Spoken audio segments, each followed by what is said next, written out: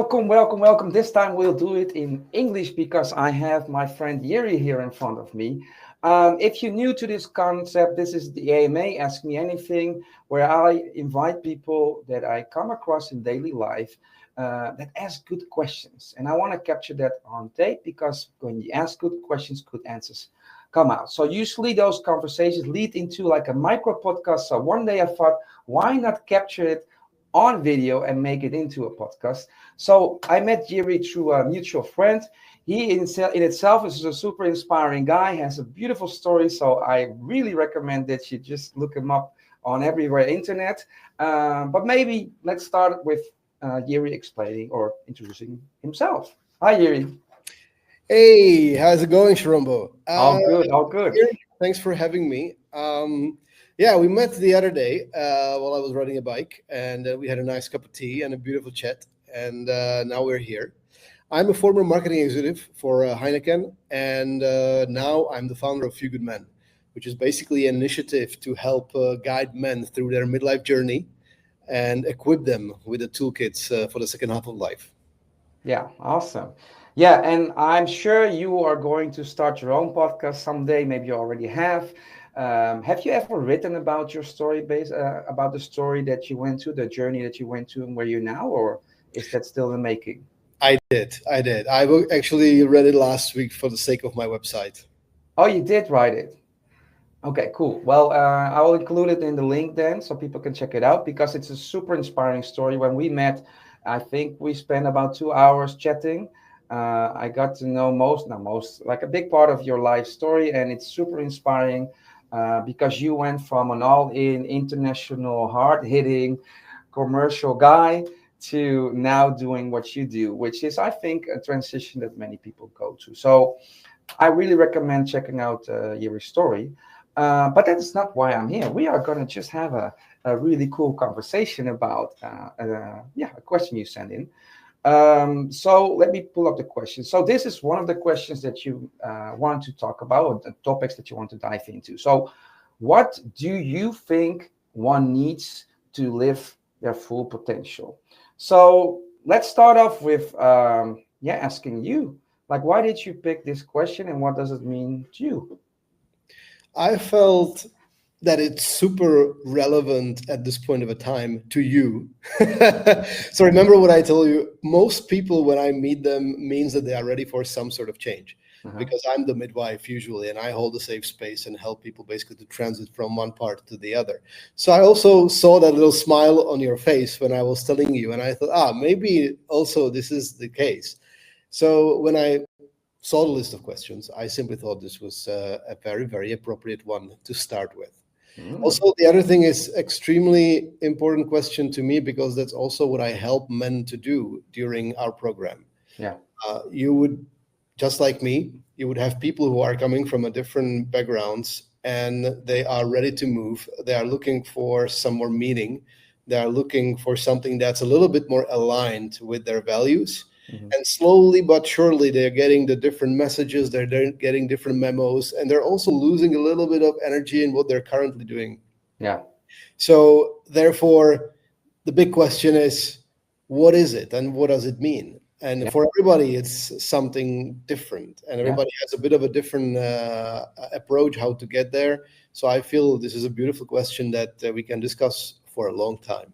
Yeah, definitely. All right. So let me answer it first from my perspective as a coach, right? So, and then maybe we'll go into my personal answer to your question. But so this is the question: what do you think one needs to live their full potential? And basically, already alluded to it. Like I think first thing you need is to ask yourself, what does that mean? Right? What does it mean to live my full potential? And why do I want to live my full potential? And what I call it is defining your definition of success. Most people, especially high performers, they grew up with an unspoken definition of success. They never thought about it. They just thought, look, I want to get up this ladder. I want people to look at me, have nice things, kick ass in my job, and that's success to me, right? But nobody, like generally, and when we grew up, nobody ever asked you the question, like, hey, what do you really want to create? Like, what kind of life do you want to live? It was kind of like, this is something you need to figure out for yourself. We're just gonna give you the tools to get a degree, then you get a job, you make some money, and you'll be happy at some point, right? That just naturally happens. But that, of course, is not the case. So that's what we know now. So I think first step would be to define, what does success in life mean to me? Because in the end, everything we do is because we want to live a life that we enjoy, that makes us happy from the inside, not just from the superficial outside. No, from the inside. Aligned. You use the word aligned, for example. And that's the next one. You have to know yourself to answer this question. You have to become aware of, what do you need, what do you value, and especially at this particular moment of your life, because it changes. Like when you're young, you have different vision of your future, you have different vision of what you want to do and your success. But when you grow older, that changes, and it keeps changing, not that drastically, but it keeps changing. So you have to become aware and stay aware. Like, all right, first, what do I want to create? What is my definition to success? Then next, what do I need to be my best self every single day? And that basically comes down to lifestyle. So basically, first the macro, and then first the macro, then the micro. Like, what do I need every single day so that I feel good, so that I feel energized, so I feel fulfilled at the end of the day, I'm productive, I'm clear of mind, and I have peace and calm, right? And then you start to define your life and design your life in that way. It might be, for example, I wake up early, I meditate, and I work out. That's a big part of my blueprint. That makes me feel good. It makes me have a great start of the day, which allows me to be my best version of the day. And that allows me to live my full potential and live my dream life. So yeah, that's basically my very elaborate answer. But yeah, I'm passionate about this stuff. I'm always helping people first define the macro and then zoom in and try to replicate the day, basically, a day at a time. Hmm. Yeah. Thanks. No, no, look, I agree. It's in a simple way. It's basically you realize at some point that you're climbing a wrong ladder, or you're climbing a ladder against the wrong wall, more or Mhm. less. Yeah. Because indeed, those decisions of and those definitions of success were given to you, and you accepted them. And at some point, basically, you realize that actually deep down, your definition is somewhat different, and then Yeah. you basically make the turn, or if you have basically the guts to do it. And it's yeah, so courage is also, I think, super important.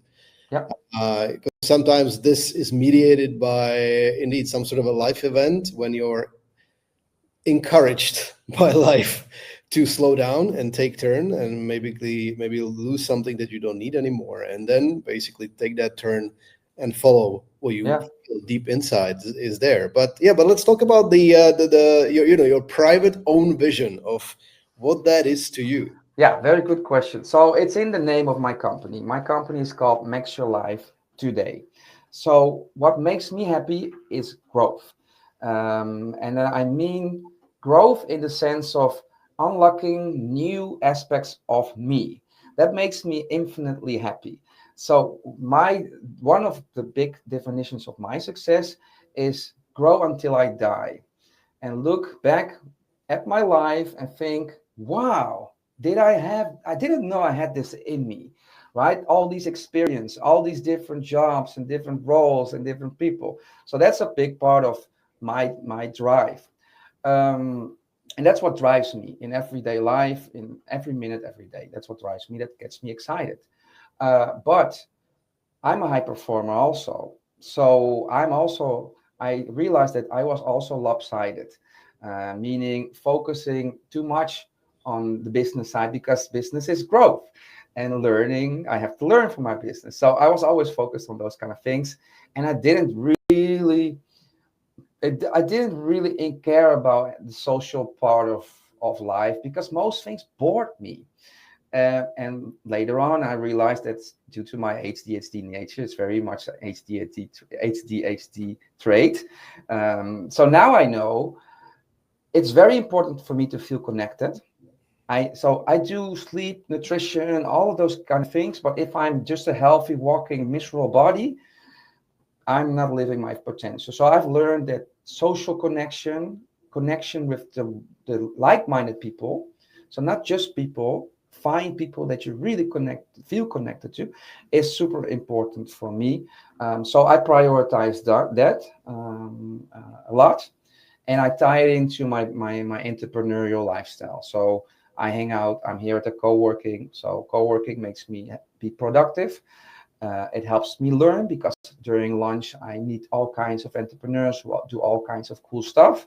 But I also develop relationships like friends, partnerships. I broaden my own world.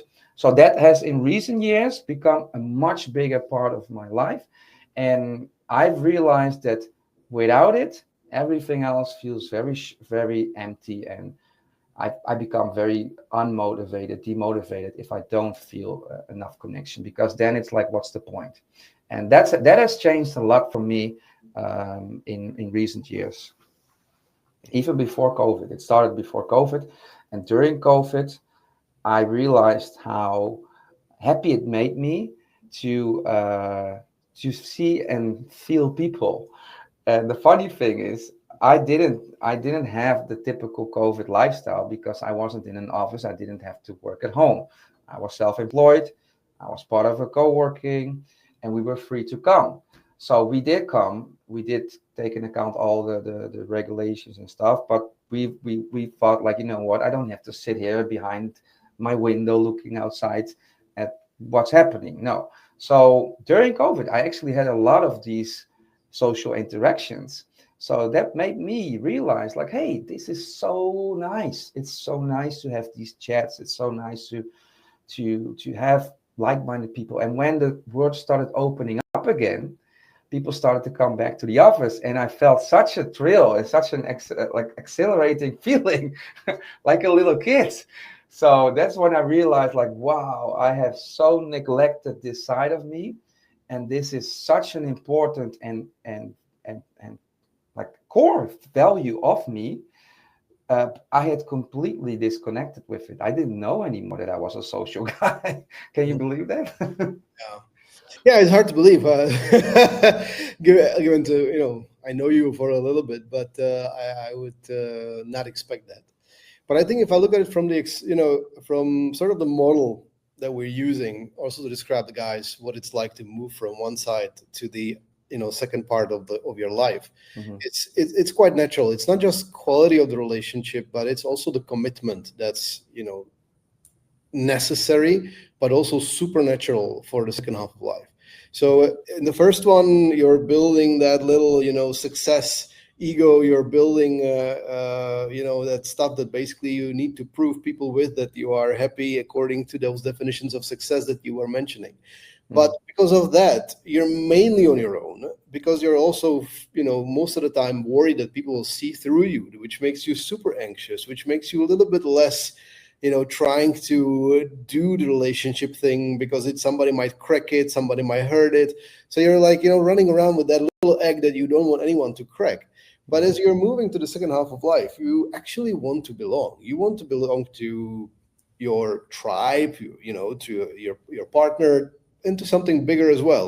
You can call it, divine, and whatever your religion or spiritual beliefs are. Basically, that is something that you want to be part of. Yeah. And when you do that, it suddenly feels so liberating and so calm, because you don't need to you don't need to essentially need to prove anything to anyone anymore. So suddenly you are super calm and you are enjoying this relationship because you can belong, because you can open up, and you don't have to be afraid because you no Yeah. longer have anything to lose. And that's the most biggest change. That's super profound, makes you super peaceful, makes you super happy and fulfilled, without running around and trying to get the new Ferrari, because you have a place. Yeah, And that's yeah, and this is so funny because we talked about it, and this resonates with a lot of people, but this was not my experience. And I've learned that very high performers like yourself, they're often driven by ego and fear at some point. Um, so I think this is very recognizable for many people. Luckily, I never felt any pressure to perform or to prove myself. I've never felt that. So for me, it's more like an excitement, like a kid that's opening a gift, and it's like, oh my God, there's another skill in this box, right? So I'm always eager to learn and to experience because I want to know what's around the other corner. And Mm. that's something that I think most people find difficult to relate to because they have this experience that you mentioned, right? They feel pressure to perform, they don't feel enough. What if I would? They're very concerned about what everybody else thinks. I luckily didn't have that. That doesn't mean that I didn't have my challenges, but my challenges came with live events, like you mentioned, and those live events make me aware of things, and I've been always been very reflective. So then it's like, all right, so now I'm feeling this way. What could it mean that I'm feeling this way, right? And then some period goes, and like it is always like a lag period, so you feel shitty, then you don't know why you feel shitty, and then you start to realize why you feel shitty, and then you can find the solution, and then you go to the next level. Mm. So what was so you went through this whole transition, right? From high performer, caring about the Ferraris and the superficial stuff, let's say, and then coming to where you're now. So what does it mean now for you to live your full potential? So before I basically started to do this, I had this huge calling inside, and I think you can best summarize it as being a caring person. And that's basically what that's why I'm also super happy what I'm doing now. But And did you have this before or after you left the corporate world? I had that basically for the last, I would say, 3, 5 years. Hmm. And it's also why I think when I speak to some of my friends right now, they say I would not ever expect for you to turn out like this and do that, because knowing you from before, it just feels like 180 in a way. So I had this. Look, I was brought up in Izuki. I went to Izuki school at a very young age, and over there, because I was from a different town, the guys were picking up on me here and there, and it was not bullying me, but it was just not creating a necessarily amazing atmosphere. And because I was smarter at school than them, I would create this armor of arrogance because of my intelligence, Sure, yeah. and that basically spiraled heavily, because then the first job I got was with Reckitt Benckiser, which is known as a pirate company where like individuality is highly encouraged, and everything is a little bit head to head. So that only basically fueled, and I built such a big this huge armor of arrogance and ego that it took me several years afterwards to be able to slowly start peeling it off and get to something that I always find amazing, which is the quality of my dad, who's super caring, who's Hmm. super human, and he's the rock for all of us. But he really is like super nice guy. And there I was, inside being pretty much, his own blood, but still surfing somewhere here. And that disconnect, starts to really play with your mind, with your feelings and everything. And then it was pointed out to me several times, but the journey to get back to it, it took forever. Hmm. So for me, what I remember when I was leaving Heineken Malaysia, my last basically assignment, I had still the page somewhere here. It was a short page, but super clear. It was basically, I'm coming back because I want to change my life. I'm coming back because I want to grow up. I'm coming back because I want to be responsible. I want to be a caring partner and a loving dad. And I really Hmm. want to be, the leader I could be.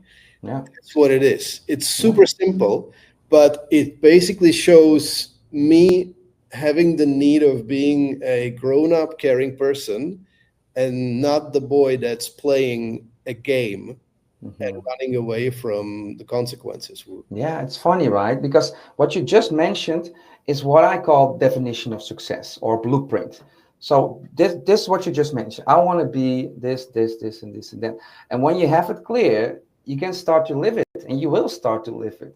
But it's funny how something in your childhood, very or early on in your childhood, basically determined your path for such a long time, right?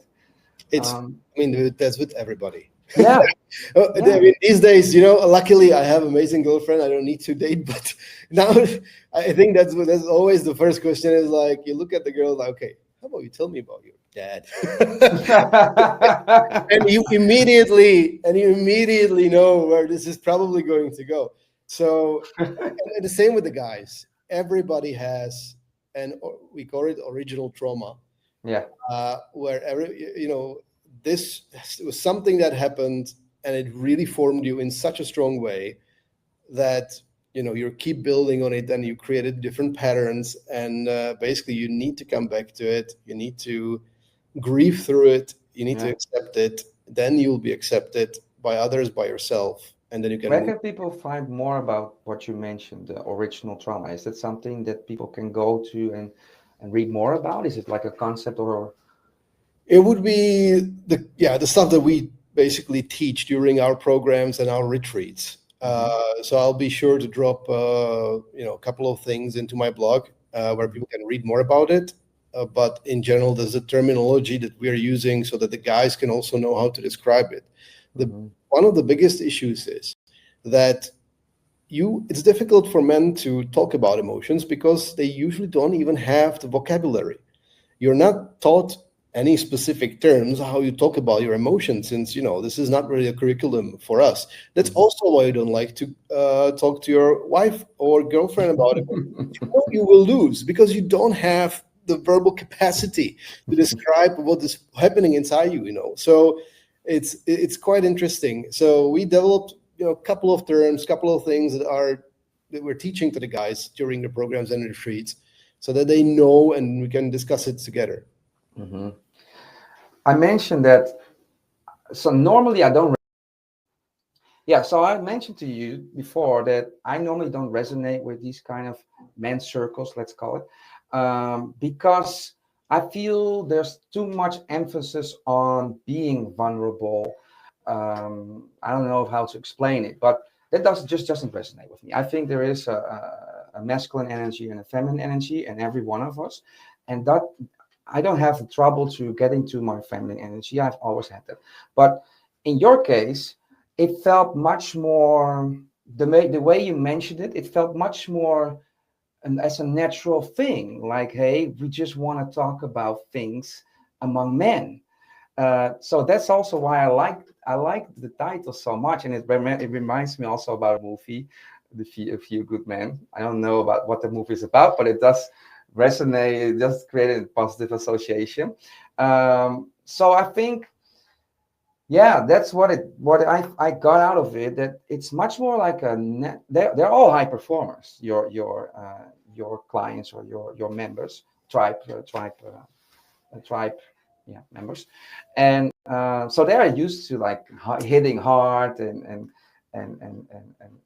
being a high performer. So, but they do resonate with you, and you can lead them in a way, being vulnerable, opening up in a way that feels freeing and yeah, nurturing. I think that's what I recall from your conversation Yeah, with you, right? indeed. Again, it's one part of the process, huh? And then so whether it's a retreat, whether it's a 3-month program, whether it's 6 months program, or whether it's the men's circles that are part of it, uh, it is just a part, because you need to do a little bit of an audit. You need to see under the hood what's there that you didn't address your whole life. And Mm-hmm. that's probably preventing you, from getting the relationship that you want, and doing what you actually need, Yeah. or being able to set boundaries or whatever that is. So it's a necessary part to, look inside, clean up, face the music, and move on.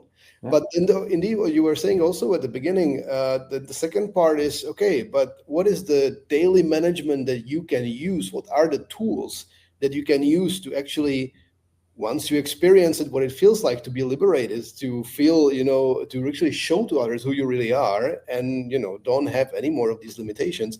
It's just a tasting, but how do you then Integrate it. everyday life?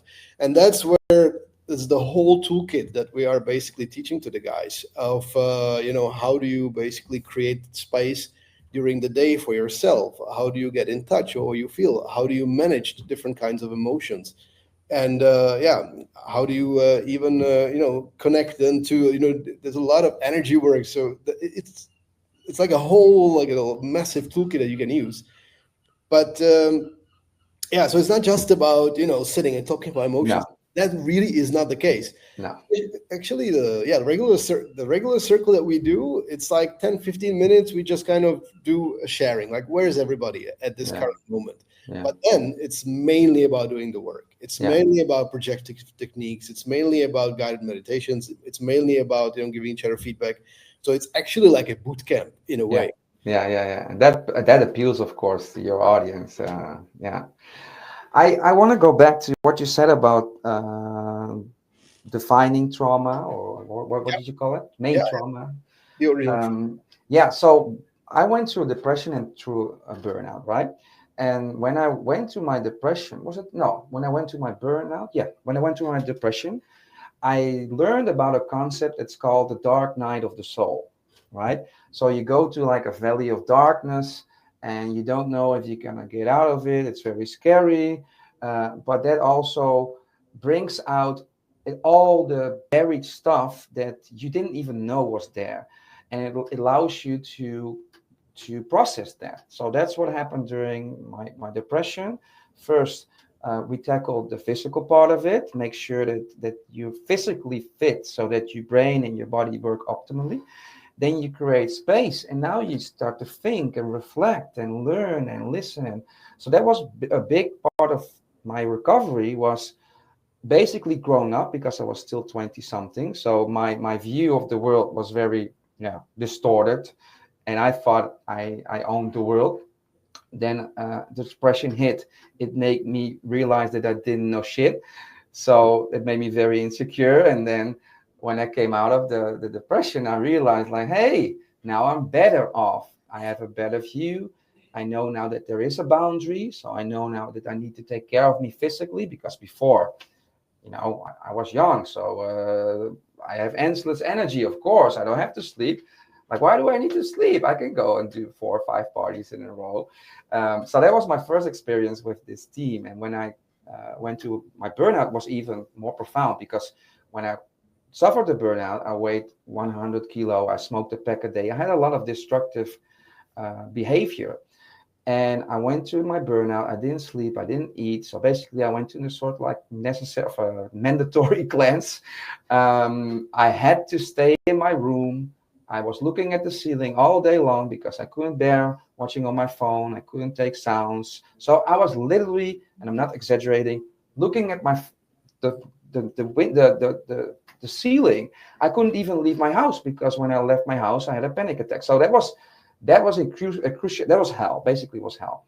But it made me like recover. My body just forced me to stay in a situation with no stimuli.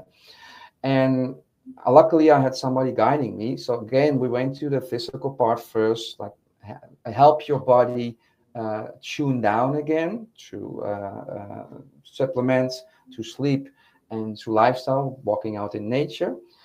And at some point, physically, I started to regain my energy, and I started losing weight. And at some point, and every day, I would have, like a panic attack feeling.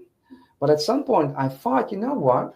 Maybe this is my subconscious cleaning house, right? So what I did was, every time that I felt like a nervous energy coming up, I would lie in bed, close my eyes, and my eyes would go like this, and I would feel such a anxiety and stress and uncomfortableness.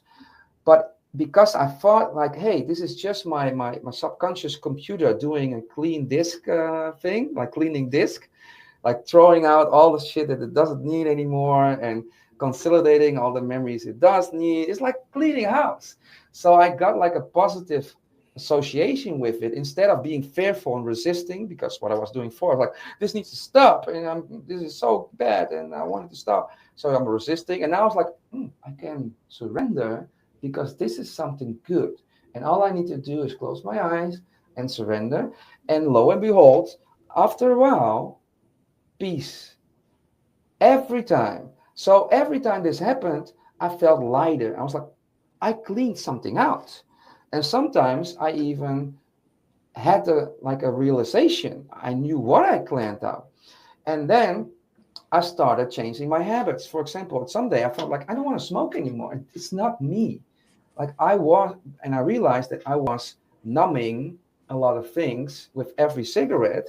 But now that that pain was cleared, and now that I had an outlet for my energy, there was no need to smoke anymore. It didn't make sense anymore.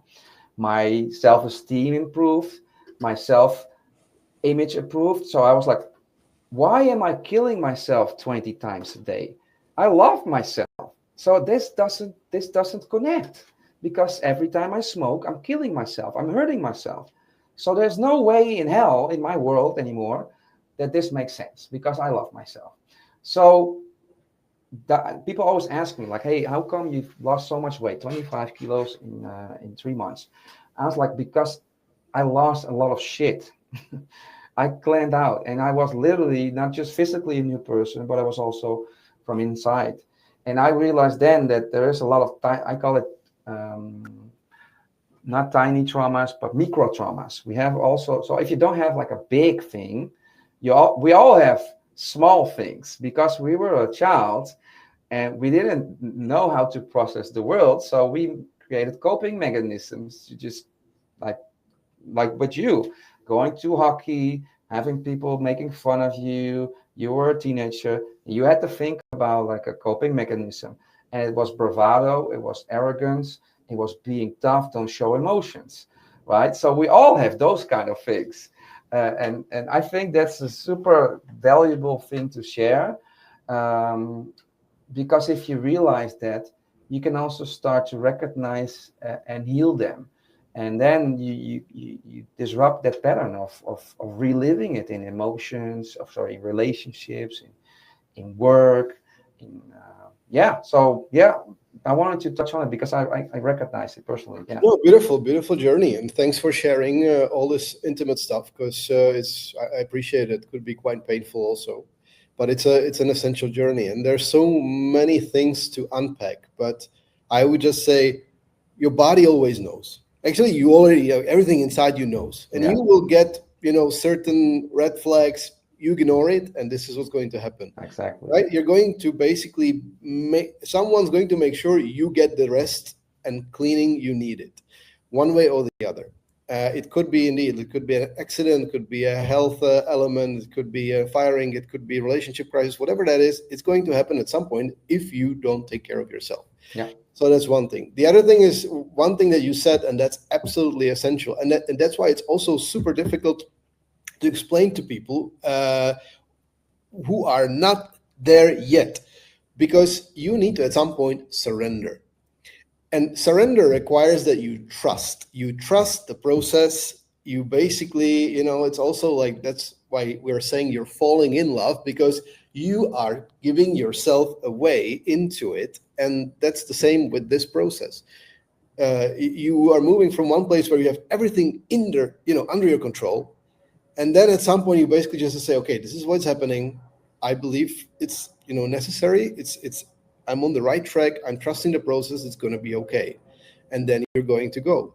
And then the last thing that I want to mention is what you were saying, that with what was happening with your eyes when you were cleaning, when you were reliving those traumas, and that's the most important part. And that's also basically linked to how we work with the original trauma. Is there's something inside that happened, and you didn't have chance to properly live through it. You didn't have a chance to, like an animal in the jungle when the lion's trying to kill it, but still escapes. Mm-hmm. It's shaken, but it just like does this, and then okay, and now I'm ready, and doesn't think about it anymore. we can't do that because it's considered inappropriate. We're not taught how to do it. We could, but we don't. Yeah. So it's basically unprocessed emotion inside, in that Yep. valley, in that cave, where it's not just negative stuff. There's also lots of good stuff that we are basically forbidding ourselves to do. The best versions of ourselves is right there with the rest of the shadows. Mhm. But the unprocessed stuff is there, and the only way how to make peace with it is to process it. So Yeah. that's also what we do is during the collective grieving or individual grieving. There's a lot of there's a lot of like sounds. There's a lot of violence involved in a way, not onto people but onto elements that you can express it to. It's basically a mayhem for a second, but it's necessary because you need to find and you need to give it a voice and you need to embody it. So you were doing that by basically having the anxiety doing through your eyes, surrendering into it, and then it went away. Yeah. And you are basically self-healing. So in that sense, you're quite I think you would say you have a superpower in that sense. Yeah, yeah. My superpower has always been heightened awareness. Like I just know and feel. They call it inner knowing, and like when I heard the first time I heard the word, I like, yeah, I know what this means. This is how I've always lived my life, and the only reason why the reason why I got burnout is because I stopped listening to my inner knowing and stopped lifting for my head. So I had a little detour.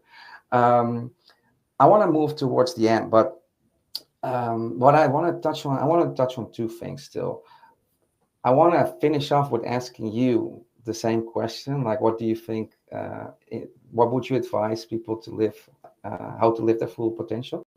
But one thing I wanted to touch on also is you mentioned body work, not so we're typically used in Western cultures that if you have an issue, you have to talk.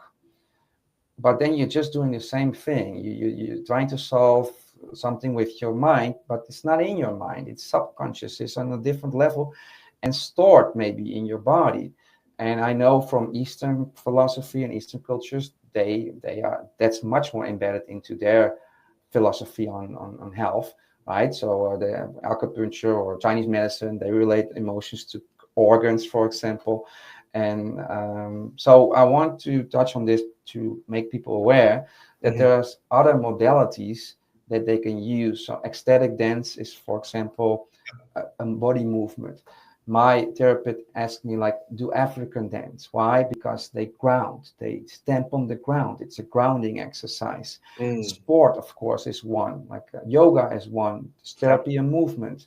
Tai Chi is therapy and movement. All martial arts are therapy and movement if you do it in the original way. So maybe this unlocks in people also different ways of processing those feelings. Playing drums, like music, is even a way of communicating with your. So I think it's important to highlight that because we're so much focused on head therapy. Let's call it. And there's so many more ways.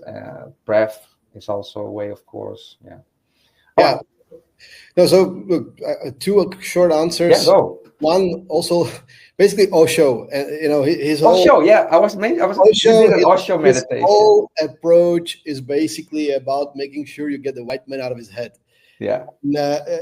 So Osho's dynamic meditation would be the one thing, which is basically an hour-long meditation, after which if you want to go for a vacation and you want to within an hour before you start forget everything that is bothering you, you want to really like align and clean your chakras, you do this and basically you're ready to go. But the Osho meditation is the one that you scream and shout and right. That's the one. Yeah, the dynamic one. Yes, the dynamic one is the one where the second part is called basically.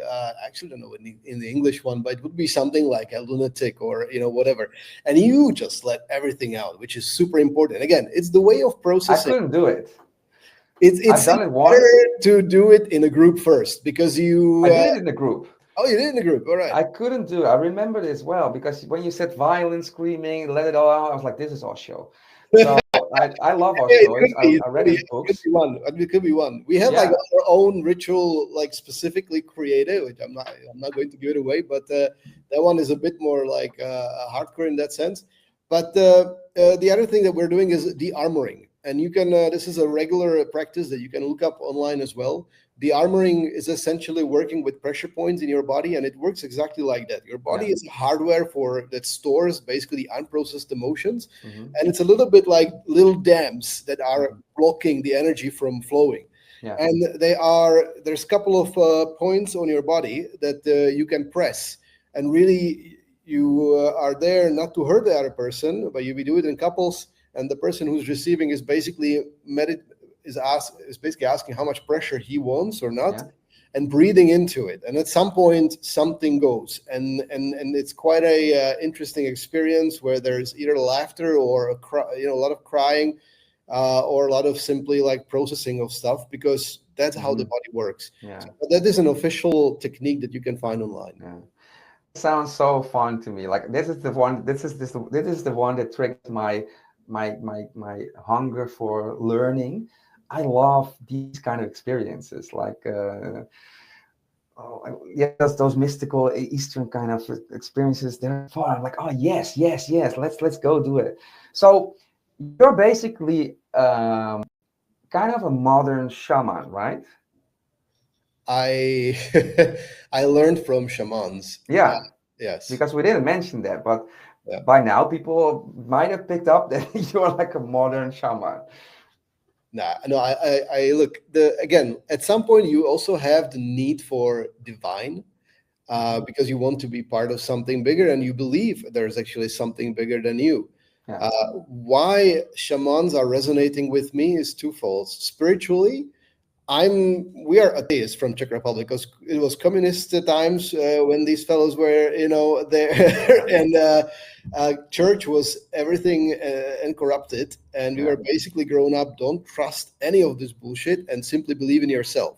Hmm. So it's also unfortunate, because you basically grow up, okay, believing in yourself, but without complete. You're also missing a huge piece. Yeah, there's nothing else. There's nothing else. So Yeah, that's also a massive baggage.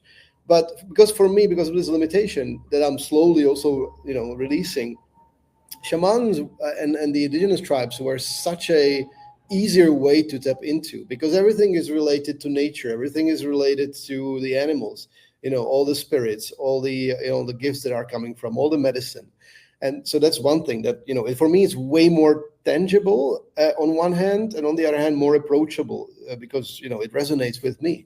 And then I spent 2 years basically learning from shamans, and also another reason why I like shamans is because it's super pragmatic. Like, I mhm, can't be just a spiritual guy who's dancing in the sky.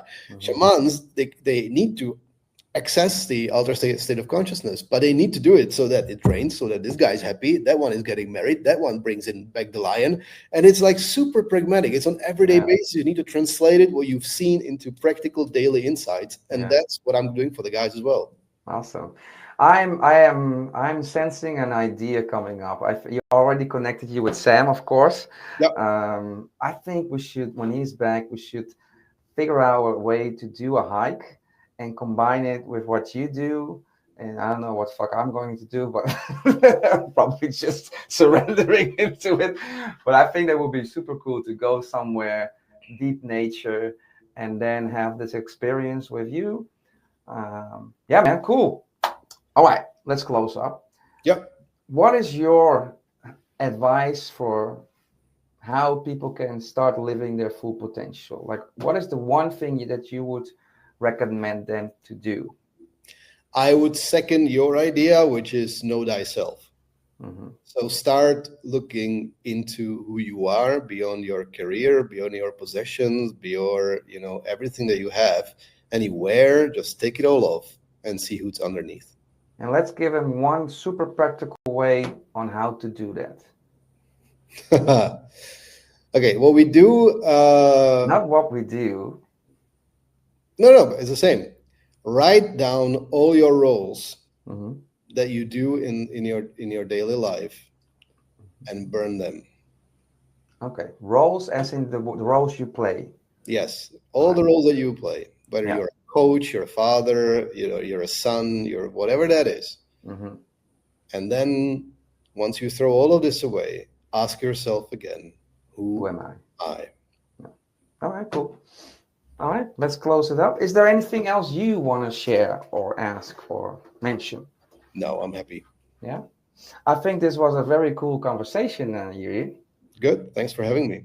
Yeah, and to be continued because if I remember correctly, you are going to start something too, right? A podcast or Yeah, absolutely. yeah. Yeah. So we'll probably have a part two someday. For sure. All right. All right, then I'm going to close this off. If you feel like, oh my God, I want to sit in and have a conversation with Sharomo too, because I have this question and I want to ask, you can always reach me on, well, I'm super easy to find. So just send me a message with your topic and let's see if we can schedule an AMA for you too. All right, Jerry, I'll see you when I see you and take care. Thanks, Rambo. All right, bye-bye.